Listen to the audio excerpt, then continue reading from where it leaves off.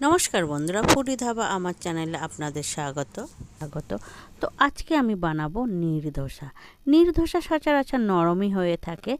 আমরা যে ধোসা খাই সেটা শক্ত হয়, নির্ধোসাটা নরম। তো এরকম নরম নরম ধোসা খেতে কিন্তু আমাদের সবারই বেশ ভালোই লাগবে।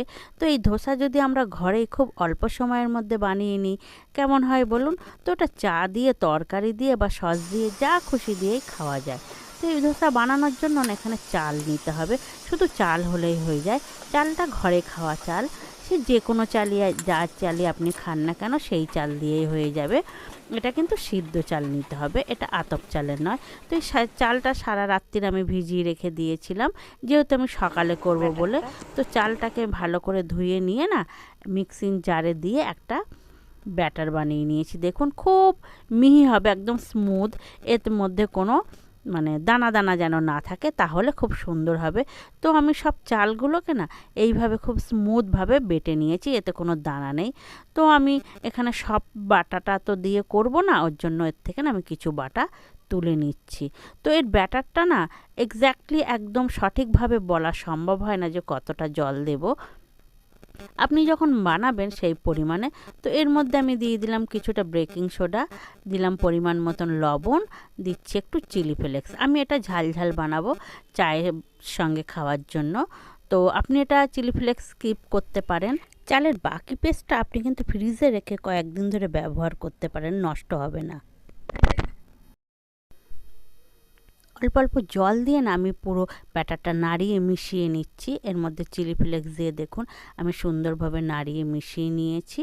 দেখাচ্ছি, এটা একটু আরেকটু গাঢ় রয়েছে, এতে না আর একটু জল দিতে হবে। এটা খুব না পাতলা হয়, আমরা যেমন পিঠে টিঠে করি যে ব্যাটারটা গুলি গাঢ়, এটা কিন্তু সেই তুলনায় একদম পাতলা হয়। দেখুন হাতার গায়ে জাস্ট ওর লেয়ারটা লেগে থাকছে। এরকম গুলে নিয়েছি। নিয়ে একটা ফ্রাই প্যান না প্রথমে আমি ভালো করে গরম করে নিয়েছি, নিয়ে দিচ্ছি। তবে বন্ধুরা, এটা কিন্তু একমাত্র সম্ভব ননস্টিকের প্যানেই, অন্য কোনো প্যানে কিন্তু এটা করা সম্ভব হবে না, আটকিয়ে যাবে।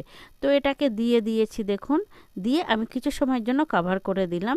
এটা 30 সেকেন্ড 40 সেকেন্ডের জন্য দিয়ে এটা ঢাকনাটা আমি খুলে নিচ্ছি। দেখুন কত সুন্দরভাবে এটা উঠে আসবে।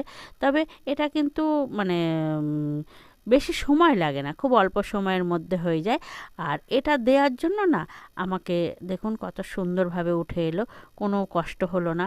অল্প সময়ের মধ্যে বেশ সুন্দর গরম গরম খেতে। তো মুছে নিয়ে আমি আর একটা দিচ্ছি। শুধু খেয়াল রাখবেন এই তাওয়াটা না খুব ভালোভাবে গরম করে নিতে হবে। গরম না করে নিলে কিন্তু এরকম সুন্দর উঠবে না। এটা খুব ভালো করে গরম করে নিয়েই তবেই এর মধ্যে দিয়ে দিতে হবে। দেখুন আমি আর একটাও করে তুলে নিলাম। কত সুন্দর জালিদার হয়ে গেছে। এতে বিশেষ কিছু লাগে না, অনেকে নারকোল দিয়েও করে, কিন্তু এতে নারকোল ছাড়াও কিন্তু সম্ভব। দেখুন আমি নারকোল ছাড়াই করে নিয়েছি, কত সুন্দর হয়েছে, নরম একদম। তো এটা আপনি বাচ্চাদের দিলে কিন্তু বাচ্চারা খুব খুশি হয়ে যাবে, আর বড়দের তো অবশ্যই খুশি হবে।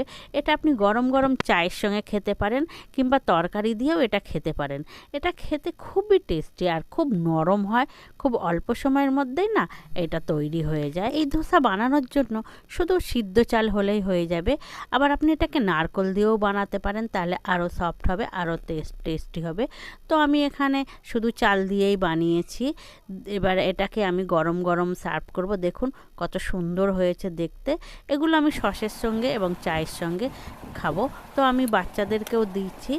এটা সস দিয়েও খুব সুন্দর। জানাবেন, খারাপ হলেও জানাবেন।